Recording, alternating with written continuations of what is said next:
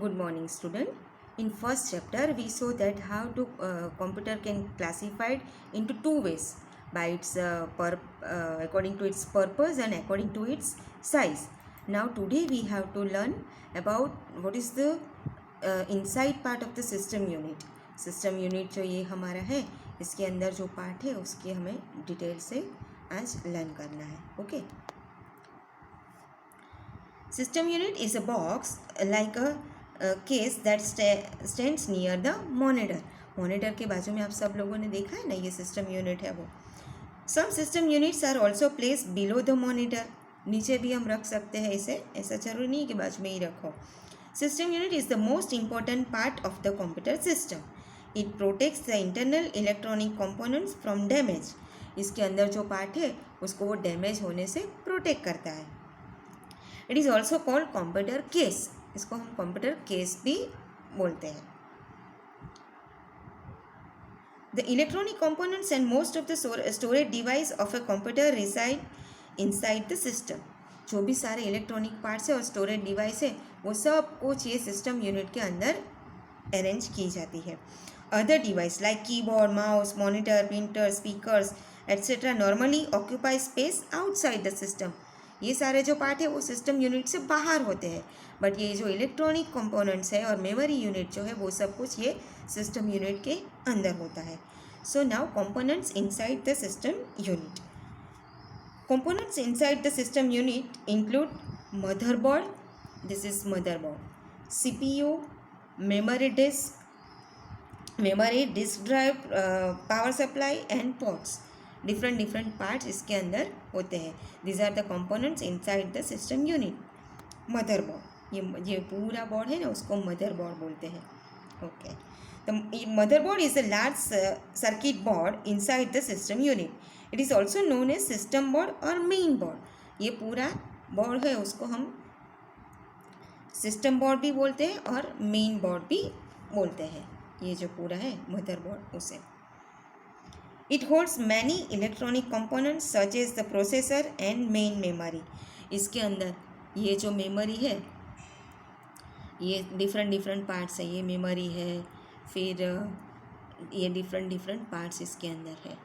तो it holds many electronic components such as the processor and main memory. इसके अंदर सब कुछ स्टोर रहता है. It also provides connectors for other device like mouse, keyboard, monitor, etc. इसके अंदर हम ये जो बाहर से माउस, कीबोर्ड सब कुछ अटैच करते हैं ना, वो हमें उसके अंदर अटैचमेंट करने के लिए पोर्ट प्रोवाइड करता है वो. फिर सीपीयू का फुल फॉर्म क्या है? Central processing unit. हम अगले प्रीवियस स्टैंडर्ड में वो सब कुछ सीख गए हैं. Just like your brain controls each part of our body, the computer also has a brain which controls its each part. हमारा ब्रेन कैसे हमारे सारे बॉडी पार्ट को कंट्रोल करता है, वैसे ये सीपीयू पूरे कंप्यूटर के पार्ट को कंट्रोल करता है. So this is the brain of a computer. Okay. That brain of a computer is called central processing unit, CPU. All devices that are connected to the computer first communicate with the CPU in order to carry out a task. ये जो भी सारे part है जो computer के साथ connect होते हैं वो सबसे पहले किसके साथ कम्युनिकेशन करते हैं? ये सीपीयू के साथ, because it is the brain. जैसे हमारा ब्रेन सबसे पहले सारे काम जो है वो सबसे पहले कहाँ जाता है? हमारे बॉडी में, हमारे ब्रेन में. वहाँ से फिर डिफरेंट सिग्नल्स वो डिफरेंट पार्ट को देता है. तो वैसे यहाँ पे भी ऐसा ही होता है. जो भी हम काम करते हैं वो सबसे पहले सीपीयू के साथ कम्युनिकेशन करता है, फिर वो अपने अपने जगह पे उसे सप्लाई करता है. CPU is also called processor और माइक्रो प्रोसेसर. इसको हम प्रोसेसर भी बोलते हैं और माइक्रो प्रोसेसर भी बोलते हैं. Now speed of CPU. ये सीपीयू है, उसकी स्पीड डिफरेंट स्पीड्स के होती है. The speed of CPU is measured in megahertz, MHz. ये स्पीड जो है उसकी MHz, मेगाहर्ट्ज़ और गीगाहर्ट्ज़ में मेज़र की जाती है. ये सीपीयू की स्पीड जो है वो मेगाहर्ट्ज़ और गीगाहर्ट्ज़ GHz अदरवाइज MHz में मेज़र की जाती है. तो faster the speed of the CPU, the faster the computer can operate. ये CPU की स्पीड जितनी फास्ट होती है कंप्यूटर इतना फास्ट चलता है।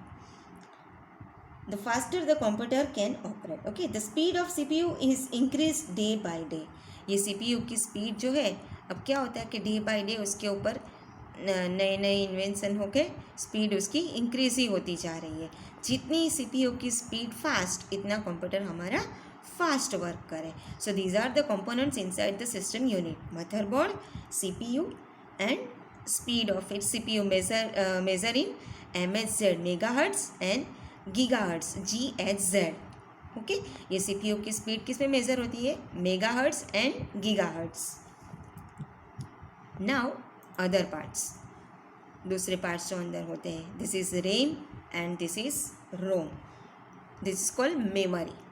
कंप्यूटर के अंदर जो मेमोरी होती है वो 2 टाइप की होती है, one is RAM and other is ROM. As we all have a memory that helps in remembering the things, computer also has a memory which remembers many things by storing data inside it।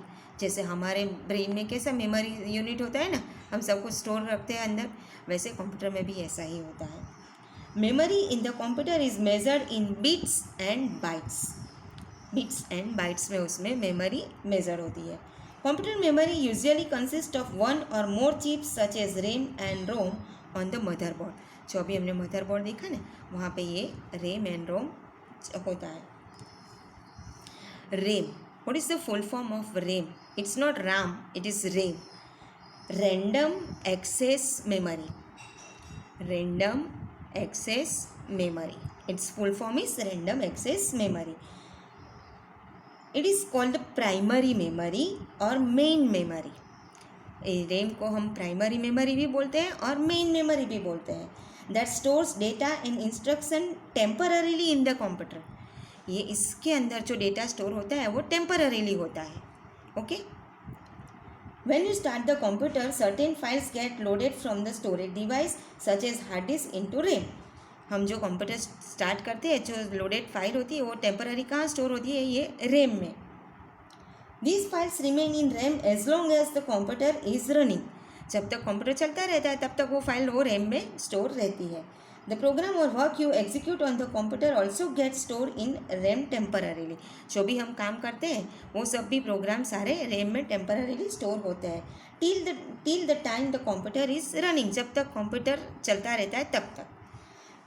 RAM is volatile memory। ये RAM जो है वो volatile memory है, means it does its contents when the power is switched off। it lose its content when the power is switched off। जैसे आप power switch of करते हो तो इसके अंदर जो भी कुछ मेमोरी स्टोर हुई थी वो सब इरेज हो जाती है। That's why it's called volatile memory. For this reason you must save all items you may need in the future. तो हमें जो भी फ्यूचर में काम चाहिए सारे डेटा, वो हमें रैम में सिर्फ स्टोर नहीं करना चाहिए, वो परमानेंट भी हमें स्टोर कर लेना चाहिए। Saving the process of copying data from RAM to the hard disk, उसको हम हार्ड डिस्क में सेव कर देते हैं। Next one is ROM, read only memory. This is ROM, read only memory. This is random access memory, this is read only memory. इस which the information can only be read. इसके ऊपर से हम information सिर्फ read ही कर सकते हैं। As the name read only suggest the data on RAM chips cannot be modified. इसके अंदर जो डेटा है उसे हम मॉडिफाई नहीं कर सकते, सिर्फ रीड कर सकते हैं। रोम स्टोर्स डेटा और instruction that need to be permanent. जो हमें परमानेंट डेटा चाहिए वो इसके अंदर स्टोर रहता है। Its contents are created at the time of manufacturing and cannot be change. जब ये मैन्युफैक्चर होता है तब इसके डेटा क्रिएट होते हैं और वो उसे हम चेंज नहीं कर सकते।